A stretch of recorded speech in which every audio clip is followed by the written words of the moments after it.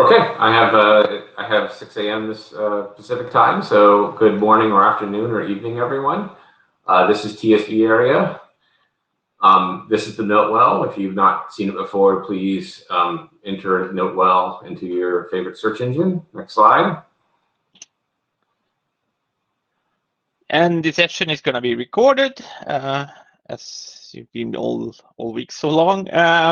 We've done the note well. Blue sheets is automatically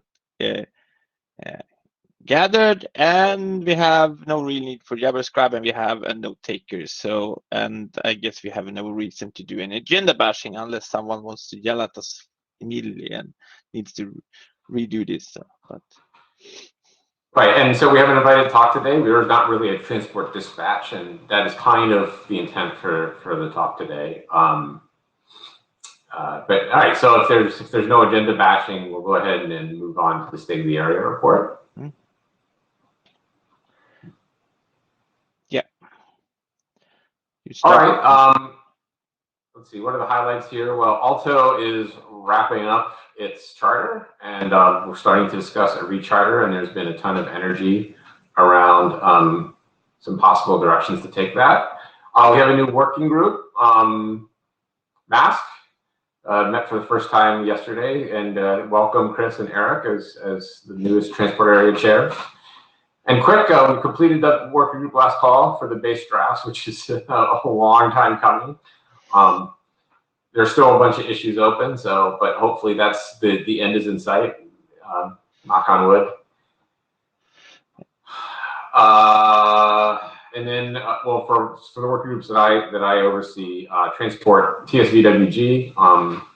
We had a discussion in the interim meeting in the last quarter or so that we've decided to. Best way to put it is we put kind of this. There's two alternate ways to use the ECT1 marking, and one of them we sort of placed on the shelf for the time being to go really run down the other way, the L4S way. And the group is going to try to make that work before we take on other alternatives to ECT1. There was also a lot of discussion on transport encrypt draft and what the status of that should be, whether it should be a IETF stream or an IEC stream document, whether or not it reflects IETF consensus. Magnus, you want to say anything about your groups? A little bit, maybe. DTN has been struggling with their core documents. I mean, this is basically a whole complete network stack for saying internet layered up words in some sense for delayed and disruptive tolerant networking. And so there's been a lot of work in around the ISD process to get it through, but I think we're slowly getting there and resolving the issues. And so NFSv4 has been doing interim meetings, and they are actually getting some documents through, etc. And their massive partially update of NFS 4.1, I think, is actually in author associated, etc. And so it's making progress. So TAPS is also having interim meetings, and they're moving on with their documents. So that looks good. Tram isn't making that much progress, but I hope that we'll try to close out on the issues on that, the last document they have, so we can close that working group. So I guess we move on. So okay, I wanted to call you. Go ahead. I wanted to call attention to there's a BOF coming up on Friday, early Friday, first session Friday. Loops there was a previous BOF on this. I want to say 4 or 5 meetings ago. This is the second try. The basic idea here is to recover losses in the network by detecting them and retransmitting them. There are obviously a lot of issues, transport-related issues with not messing up loss detection and congestion control at the endpoints. But there's some interesting use cases for this. So thank you very much to our BOF chairs who have stepped up to manage this event, and I encourage you to attend. Yeah, and this BOF is working group forming, so please, the first one was not working group forming, was mostly to figure out what if there was work in the area at all and interesting problems, and now it's a question of mostly about scope, etc., and if there's interest in pursuing those.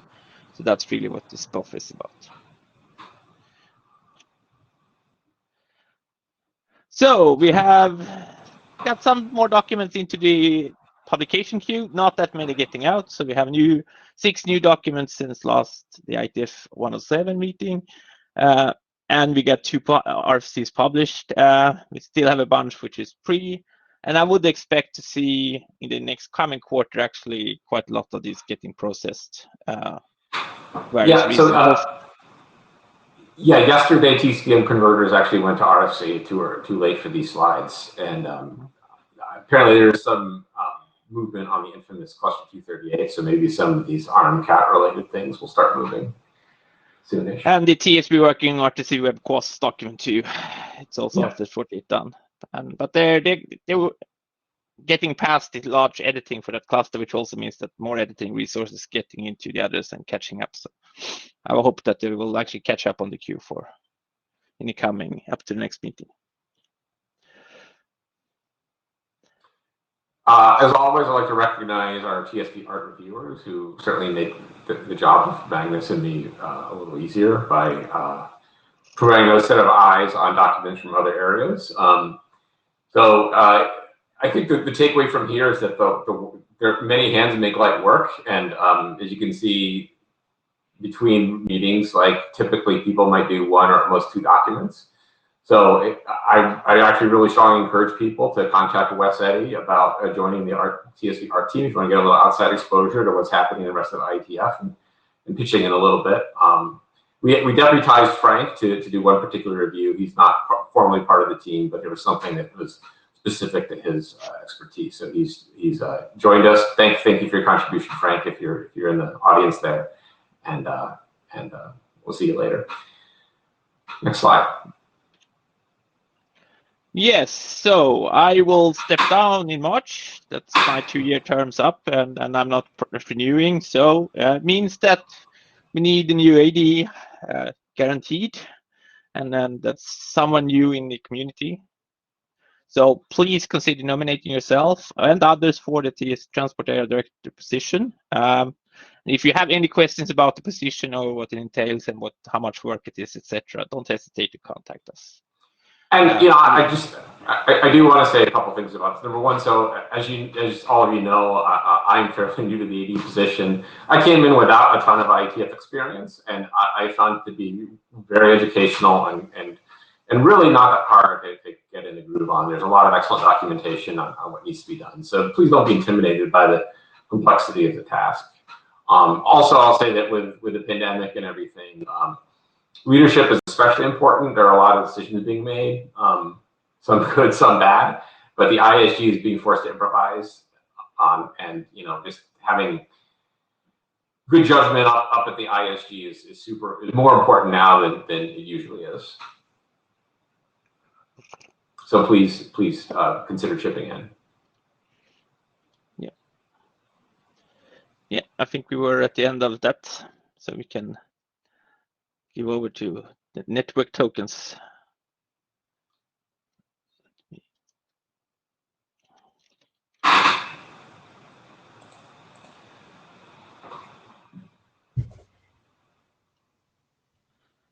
Okay. Good morning. Sorry, I pressed the wrong button. Rejoin the queue, Giannis. I think we accidentally kicked you out of the audio. Yeah, just hit the rightmost microphone and or just hit the right button. Yeah. Thank you. Okay, now? Okay, good. So good morning, good afternoon, good evening, everyone. My name is Yanis. I'm very excited to introduce network tokens to IETF. This is early work, so I really appreciate your feedback, and I hope to get some of you excited so that you can join with your ideas and insights and make this a meaningful effort for IETF. A little bit of background before I start. I'm one of the co-founders at Selfie Networks. I've been involved in more than 100 integrations between application providers and network operators around traffic differentiation services. This is joint work with Nick McKeown, who is a professor in Stanford, that we worked together to develop some of the original ideas that led to network tokens. Frode Sorensen is with the Norwegian Communication Authority, and he was the tech lead of the first regulatory framework in Europe around net neutrality. And Tom Herbert has been working on similar ideas for some time now. Some of you might have heard of the FAST work that he brought at IETF the last 2 or 3 years. Next slide, please.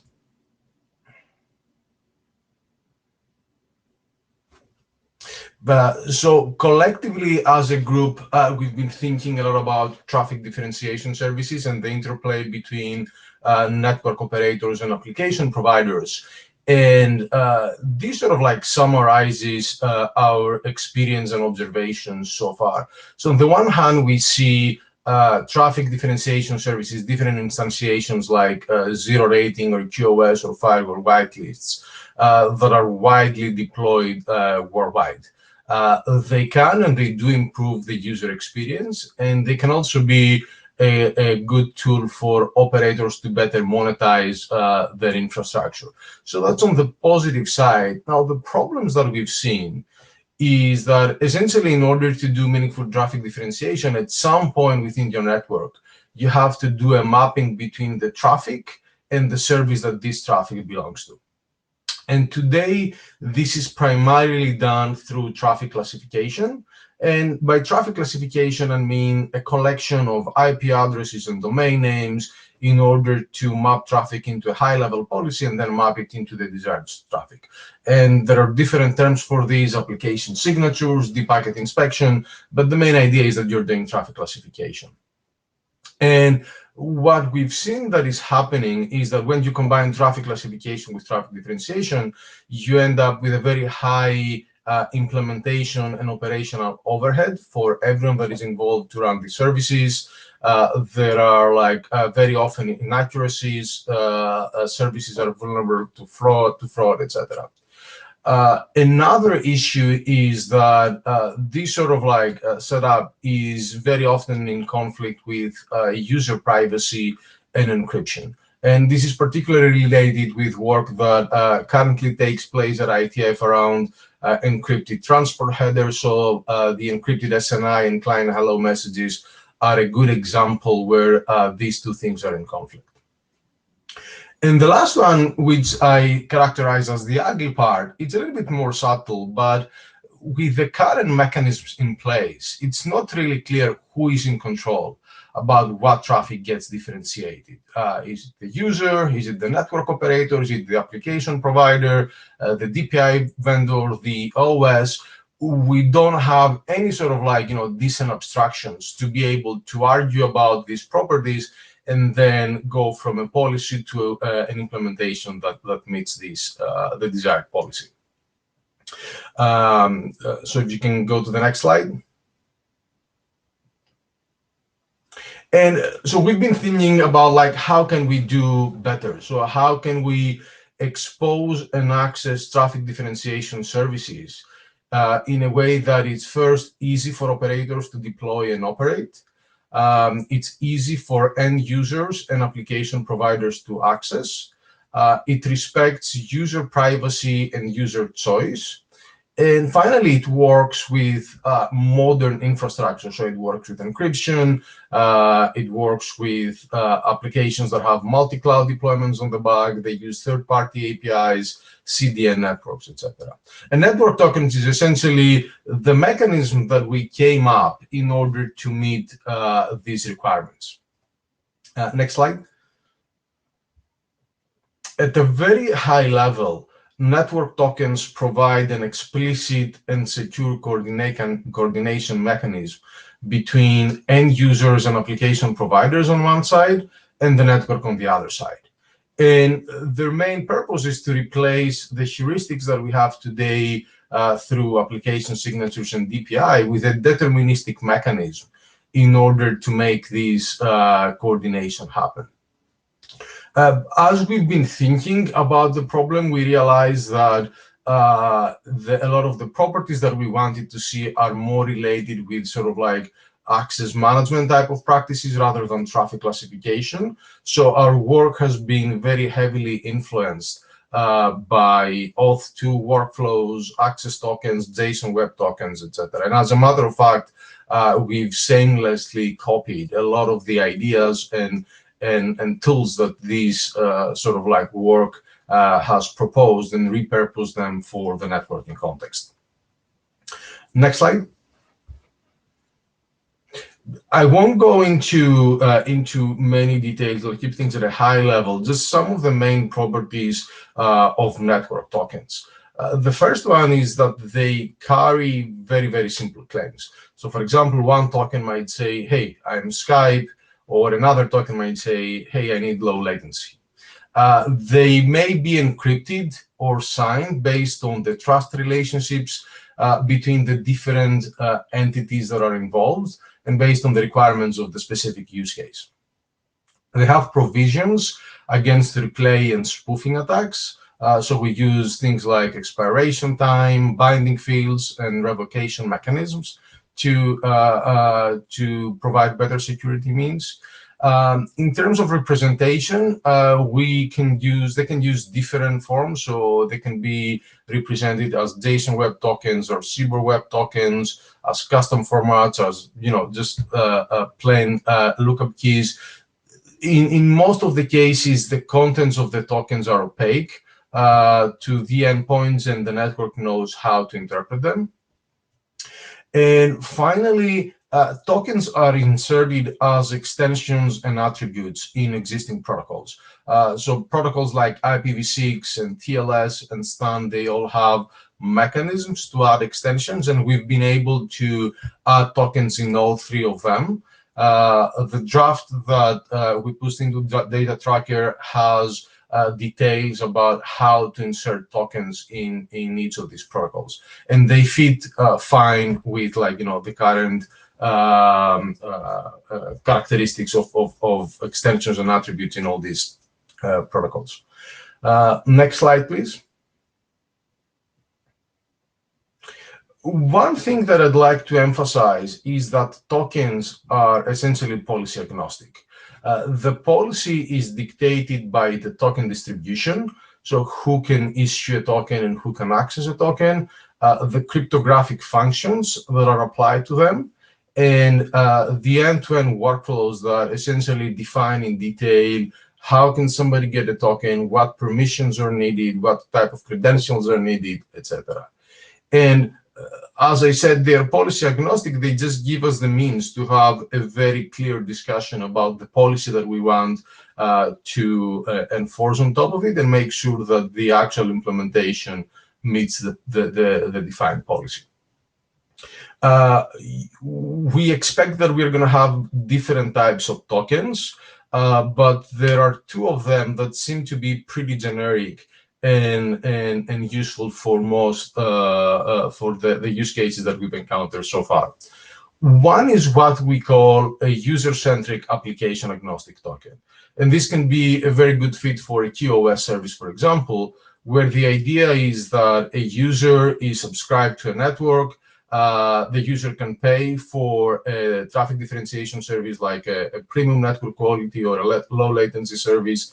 They get a token, and then it's up to them to give it to the application that they want to improve the QoS for that specific application. And for the network doesn't really know or doesn't control which application gets this token. The second type of token is what we call application-specific tokens, and they can be used in a firewall whitelist scenario or a zero-rating scenario, where the policy is based on what is the application and what applications should have access to this service.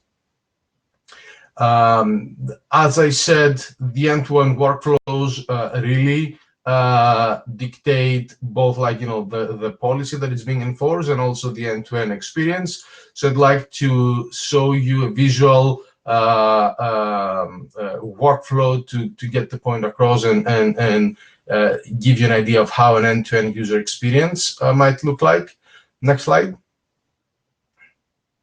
So here we have three different entities. One is a network operator that offers a premium network quality service through network tokens. There are two boxes, and with green annotations on top of that. Think of these as the data plane of the network and the control plane of the network. Then there is an application. In this scenario, we have a video conferencing application that can benefit from the premium network quality service. And we have a user who is a subscriber, both at the with the network operator and the application provider. And so the workflow that we envision is as follows. Next slide. First off, it starts with the application asking users permission to access the premium network quality service. And we have like different means to get this permission. One is the permissions that we have around similar to location access and camera access in our phones, or we can use auth2 workflows to accommodate a three-party permission workflow. Once the user gives their permission, an agent on the client goes to the network and fetches premium quality tokens with the user's credentials. And this agent can either be at the operating system, at a third party, it can be a third-party agent, or it can be embedded within the application itself. So it goes, it fetches the tokens, and then it gives the tokens to the application. And the application attaches tokens to the flows of interest. And this can be all traffic, or it can be selected flows, depending on where the application looks to benefit from this service. And once this happens, as the traffic goes through the network can detect tokens and provide the desired service. Now, note that the detection of tokens and the enforcement of the service doesn't need to be at the same place. The network might very well just like look up the tokens, verify that this is a valid token, and then use an internal mechanism like deep serve beats to propagate these across the internal elements. The main value of tokens is to communicate this requirement for or desire to use the differentiation service across different entities. Next slide. I think on the slide before, what I'd like to get across is that essentially tokens can be used to create experiences that are very, very familiar both to end users and to application developers. And we also have mechanisms in our disposal already in order to put these pieces together, both around permissions and around like fetching tokens and using tokens and making sure that they are secure. I'd like to briefly touch on the current status and next steps. We already have an internet draft on Data Tracker. It right now contains everything like the background and use cases and structure of tokens and sample tokens. We are well aware that we will have to break this down into multiple documents down the road. For now, we just opted to keep everything in a single place so that it's easy for somebody to go read it and provide feedback. We have a mailing list at IETF that you're very welcome to join and contribute to the discussion. And we have a blueprint implementation that essentially uses user-centric tokens to expose a cellular QoS service. And we've made some additions to WebRTC so that we can support tokens in stun messages. This all takes place in open source. It's work that we do along with the Open Networking Foundation and its partners, so you can look at the code and you can try it yourself right away. In terms of next steps, we are very, very interested to engage with related groups. So if any of you is from TLS or IPv6 or WebRTC, we'd love to get your feedback and potentially work with you. We want to prioritize a specific use case. And so interested to parties that can sort of contribute to that. And we want to work towards a limited deployment to make sure that what we are building works and it fits the requirements. And we are essentially looking where to host this work. We had discussions with both Martin and Magnus. So if you have ideas on where we can host this work, our goal is to work on these 3 items for the next 3 to 6 months and work towards above either for 109 or 110 as a next step. Next slide. No, you have a question. I will let David Black in here. Yeah, sure. This is David Black. I'm a chair of yet another related working group. And first of all, I'll do the easy one. I'm not offering to host the work, because I think most of the work here is in token design and token design, transport, and interpretation, which is higher level than what TSVWG transfer works on. But my question is, in your 4 steps slide, how does step 4 work? Where does the network detect the token, and what do you envision it doing to provide service? Yes, and it might be useful to answer the question twice, once in general and once for the specific use case you'd like to get working first. Yes, so I think the maybe I will start with the second the second item first. So the use case that we're looking at is QoS in mobile networks. And if you look at like the mobile networks, a typical scenario is that you have a traffic detection function where it can sort of like understand, can do some sort of like detection around applications or specific scenarios. And then once this happens, they can use existing mechanisms to provide the QoS. So one example would be detect this in a specific box that is around detection of application and mapping to specific services. And then you can sort of set a deep serve marking, which can be used to enforce the service in the core network. And you already have SAPing and bandwidth limits on a per user basis in there. And as you move to the wireless side of things, you can map this into bearers to provide QoS at the radio spectrum and prioritize things at the radio spectrum. Does this? Okay, does that's this actually good. That's actually a good answer for some reason. First of all, it matches up diff serve architecture. You're effectively using a multi-flow classifier and actually perhaps going beyond, which is fine. And what gets really interesting here is that you've got it mapped down to more than one mechanism. Again, I like that. Obviously, I like diff serve, worked on it, but the notion that I could map to diff serve for the core network where I don't quite understand the details, and then map to a specific bearer on the wireless network where the box does understand the details and in fact is deployed by the wireless carrier is interesting. Thank you. Yeah. So if you, Magnus, if you can go to slide 14 for one moment.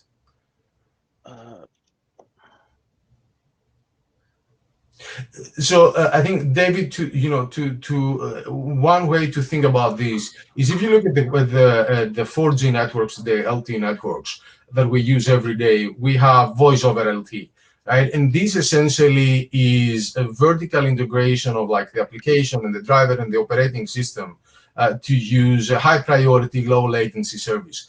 And every sort of like piece in the stack knows about voice over LTE. The main idea about network tokens is that, hey, we already have like this mechanism in the network to provide priority and low latency, but there are many different applications that have the same requirements. And so the idea is, okay, given that we have these capabilities in the network, how we can make these available to the applications on top of them. Mm-hmm. And as you said, the main idea, we don't like want to go into the enforcement of the service. We want to just like make it easy to coordinate across different administrative domains. And then you can use the internal mechanisms of every network and different access layers to enforce the desired service. Okay, and this is also interesting because there's an individual draft floating around TSVWG that is addressing mapping between diff serve and mobile bearers, and it's running into difficulty in that, unlike Wi-Fi, this is not an easy problem to solve, and having a box right at that boundary, that understands what the application actually wants, and can do the mapping on both sides in a characteristic fashion, might be a more flexible approach than what this draft is doing. I don't know, but it's interesting. Thank you for raising this topic. Okay. Thank you, David. Jana. Wait. How much have you left of your presentation before we lit? I think we have a number of more general questions here. As you I have just like, honestly, I think I have one slide, which is the wrapping up slide. Yeah, if you want to get involved, we have a website. I thought that was the end of his last slide.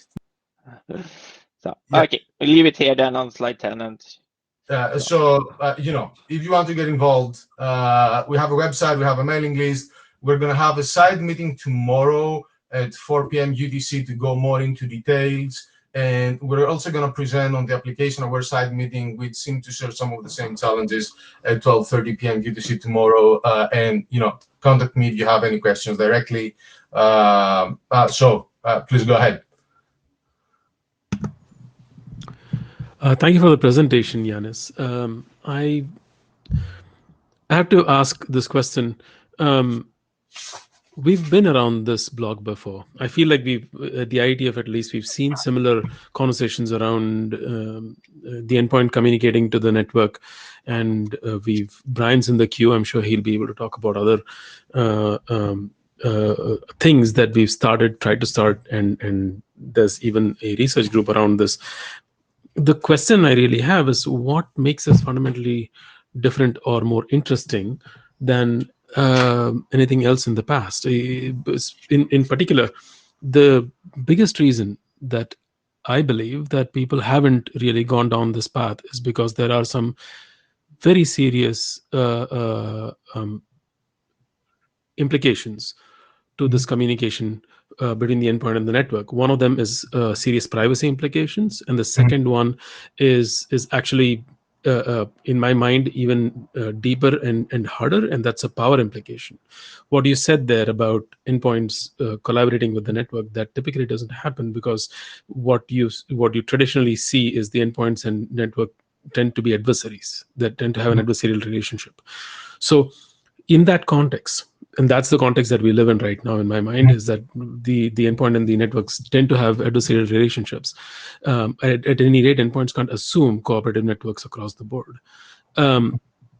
A user doesn't have very much clue about how an application, it's like if I don't know as a user, or an uneducated user might not really know how to say yes or no to whether, when asked whether I should be given premium service or not. Premium sounds lovely, so most users are likely to say yes for premium service, but when you don't understand what exactly that means in terms of what the network can do with that information, it leaves the application in a very vulnerable position. So applications have been very shy to go down this path. That's been my experience.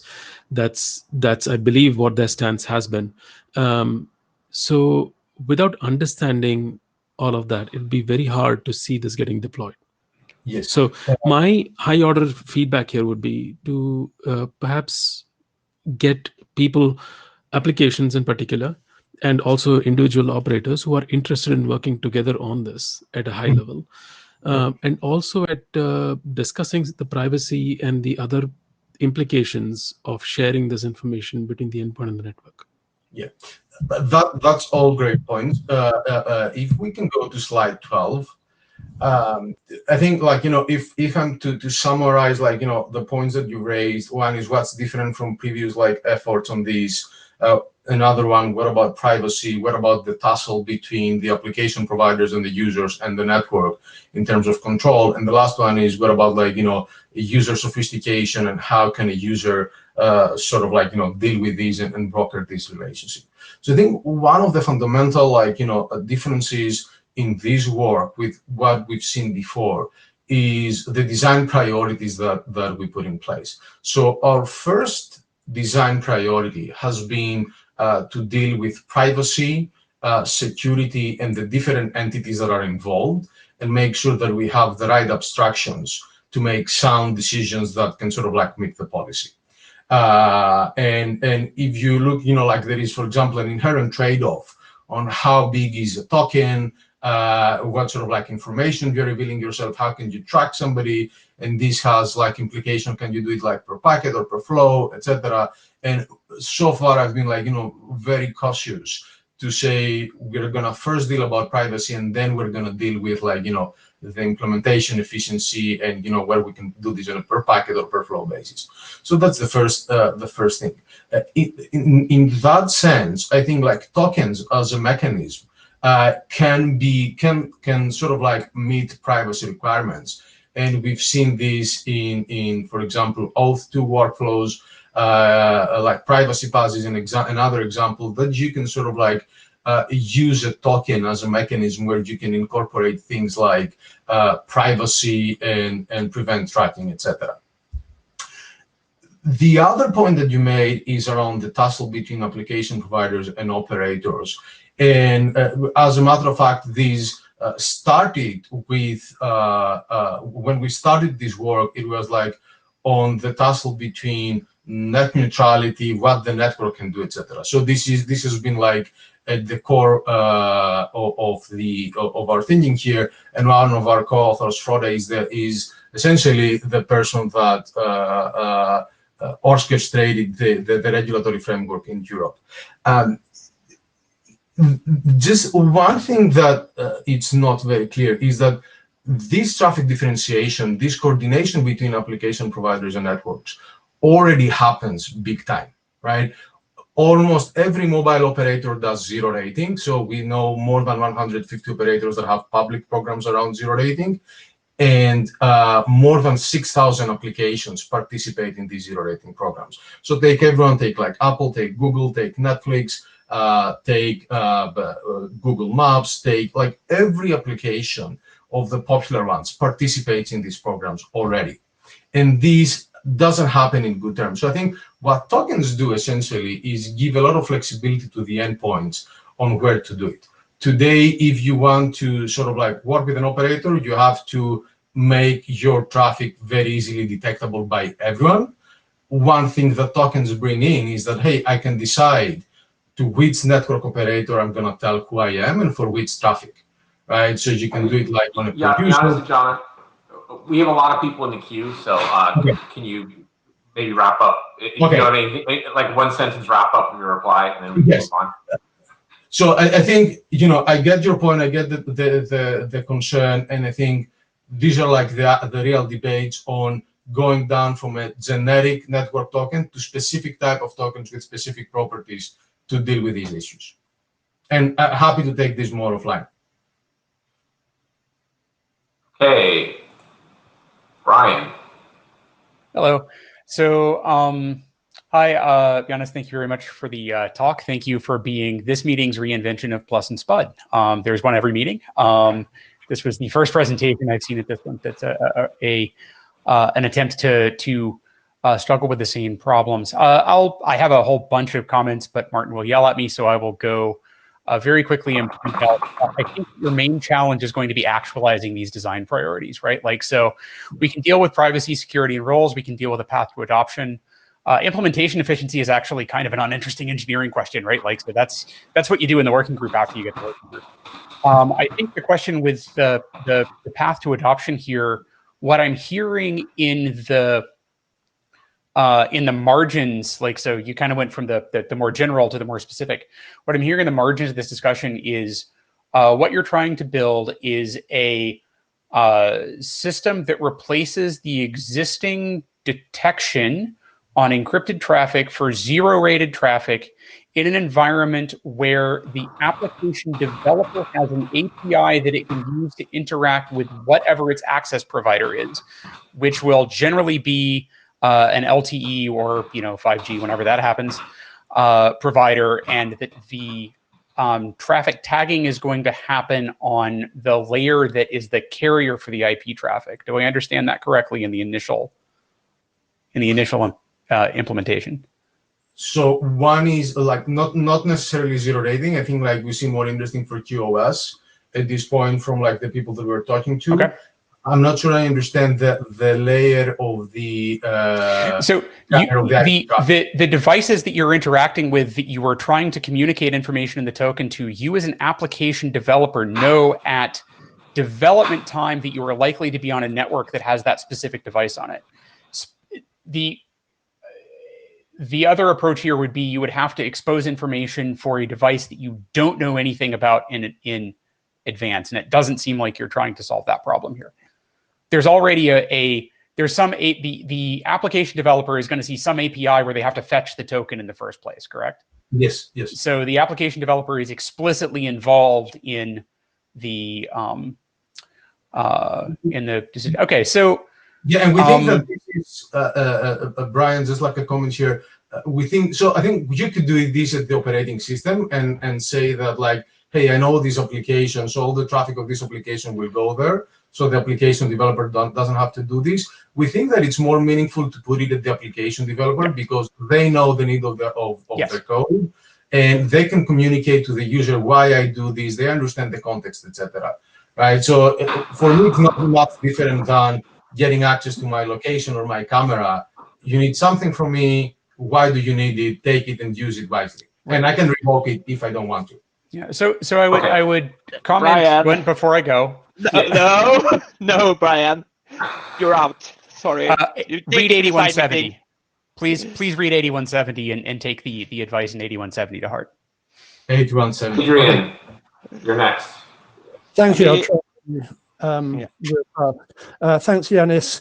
And I want to echo somewhat what Yana said, but I'm a bit confused as to whether we're talking about how it works, how you've built it, or how it should be designed.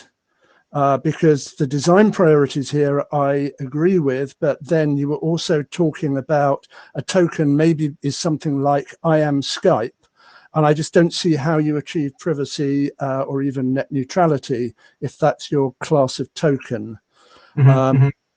So maybe add net neutrality to your list in this slide and spend more time talking about the design priorities before talking about the solution. Thanks. Yes. So Adrian, like specifically on these, if you look, for example, in the European Union, there are two sort of like main direction towards net neutrality. For QoS, it needs to be user driven and application agnostic. For zero rating, it needs to be category based, where category means like a category of application. So you can zero rate music, but you cannot zero rate only Spotify.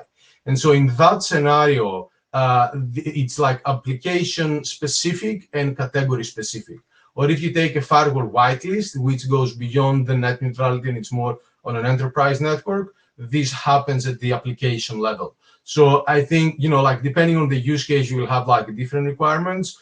Zero rating, you can't really do on a user-centric fashion because it doesn't have the pay-as-you-go thing where an operator can price for these meaningfully and can like impose like, usage patterns. That's why I'm saying that there are going to be different types of use cases with different characteristics, and depending on the net neutrality framework, you might want to have like different like options. Okay, thank you, Adrian. Next up is Tommy. Hello, can you hear me? All right. Yes. So thank you for sharing this. I'm not sure where this work goes, but I would really like to see something like this make good progress here in a privacy-preserving way. I think your approach is coming from the right mindset, and that gives me some hope as compared to previous efforts. I think that the user transparency you talk about and the explicit consent of the client device is really critical. You did mention the privacy pass work. I'd be curious to hear if you think that we can kind of reuse some of those mechanisms since those are privacy preserving tokens on their own. The other thing I want to bring up and ask a question to you is, like if we look at the efforts to expand encrypted DNS, so we have like the ADD working group and we want to say, I want to be able to use encrypted DNS all the time and potentially have it be something that's not hosted by the local network. We need to know when there is an appropriate breakout for a zero-rated traffic or some QoS lane in which we want to stop doing some other tunneled DNS or maybe even a proxy or a VPN and trust the local network. In that case, it's not just about marking traffic, but also knowing some advertisement from the network of saying, there is this thing available to you. And I think that gets back to what I think Brian was saying about, we're not just going to send these tokens out all the time. We need to know, is this a network on which it's appropriate to send these particular tokens? So I want to know if you have some solution to that. Yes, so I think on the breakout, yes. And I think like in some cases, you don't even have like to break out. You can keep using encrypted SNI and encrypted DNS. And along with this, say, hey, I want low latency, but you don't need to know what is the traffic that requires this. So this is one. In terms of discovery, yes, you will want to sort of have a mechanism to understand whether this network supports the things that the tokens that you might want to put up. One, like, the way that we implement these on, like, on our tests is that as an application developer, for example, both in Android and iOS, you know the SIM card, the mobile operator that this user is like subscribed to at any point in time, and these will sort of like mean that there is some sort of back and forth between what's happening. So we expect that, yes, there's going to be some discovery element. The internet draft does not touch about this. It's out of scope for now. And there has been some work that can be relevant here from Google that was on a data plan API, where you could sort of like query from from an API what a user's data plan is with some privacy specifications in there. So you could combine this with something like this to get that information. Okay, thank you.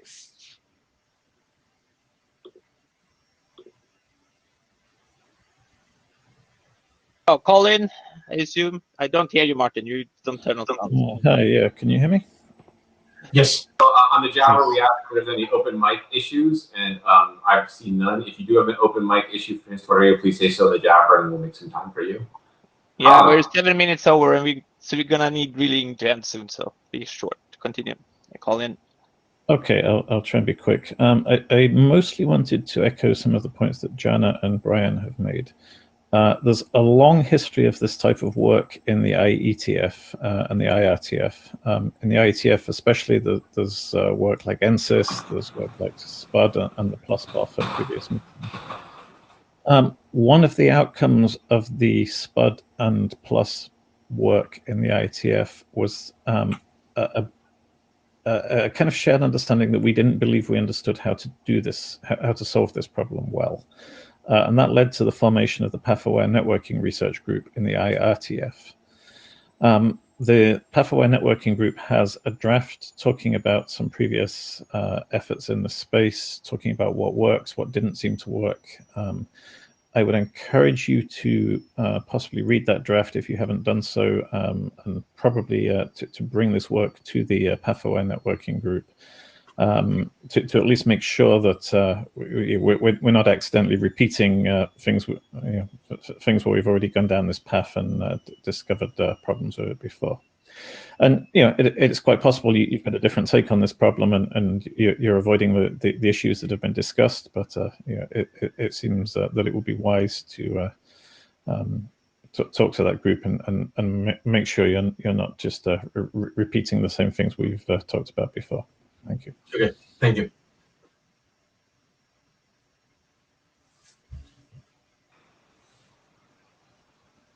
Hey guys, can you hear me? Yes. Okay.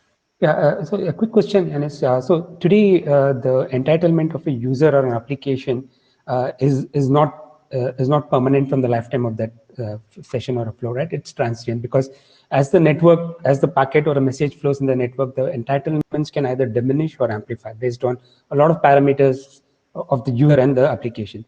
So I just wanted to understand your thoughts on the context of that token itself through the lifetime of the user or the session. Do you see it changing?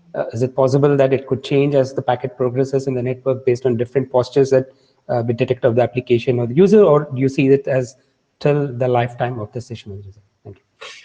I think that's a very good point, and I think there are like good arguments both for or against this. One of the problems, so there is one is like what you would like ideally to do, and the other is what you can do. If you were to if we are to put tokens in a TLS extension, for example, these are like integrity protected, so the path, like the network cannot change this.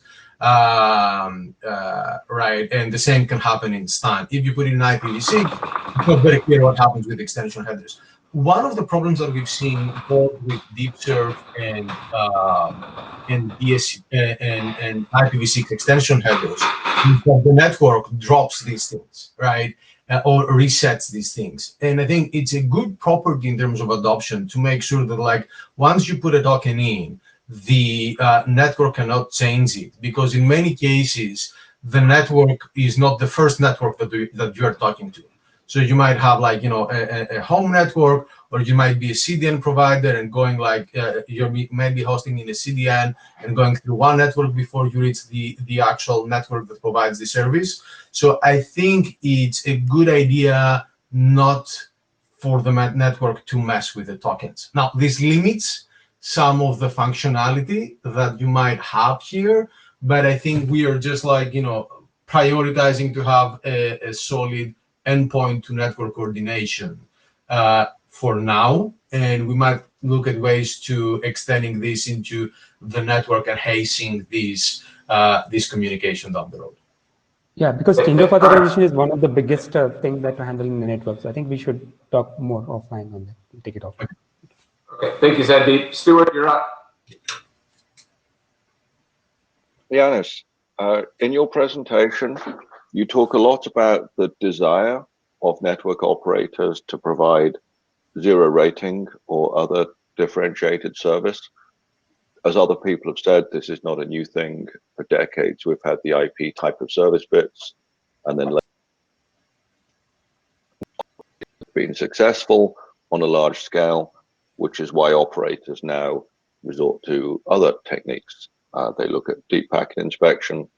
If WhatsApp wants to do a deal with some carrier to make WhatsApp free on their network, then they might do that by whitelisting the IP addresses of the WhatsApp servers, or doing heuristics based on port numbers and things like that.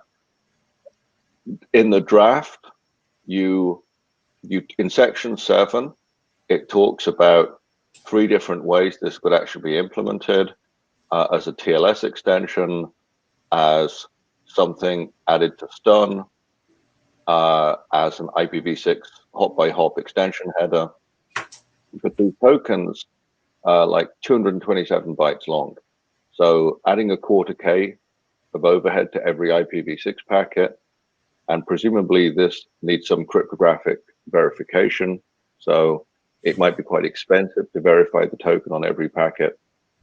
I think what would be good to see is a stronger proposal about one way to do this, because this is a new draft 00 submitted last month in June and already has 3 different ways of doing this. Maybe more will be added. So instead of giving network operators one thing to do to solve the problem, in addition to the deep packet inspection, they now have 3 other kinds of deep packet inspection to look at to figure out what the traffic is. So I think you I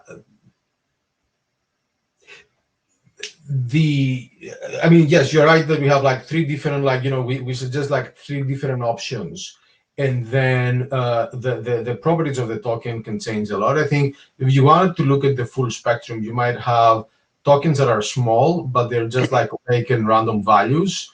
I think the trade-off that you have is how much state you want to keep at the network, what is the complexity that you expect from the data path, and do you expect to do this on a per packet or on a per flow basis.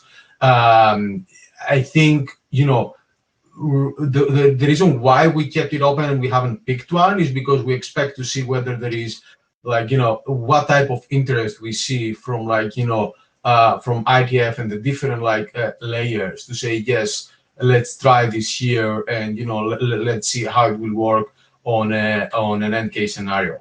And so I agree with you, and this is one of our main goals, to pick a very specific scenario to implement it, a very specific stack to implement it, and understand its properties there. We started doing this with like STAN packets and WebRTC flows, because video calls are like, a common use case around QoS. But we are very open to feedback to sort of like adjust this based on what the community wants to see or think it's more interesting as a use case. Thank you. All right, I'm gonna have to cut it off there. Giannis, thank you very much for the presentation. It's not on the slide, there's also a draft out there. If you are interested in talking about this more, you can see all the alternatives to do that. Thank you all for attending, and we will see you at the plenary. Thank you very much.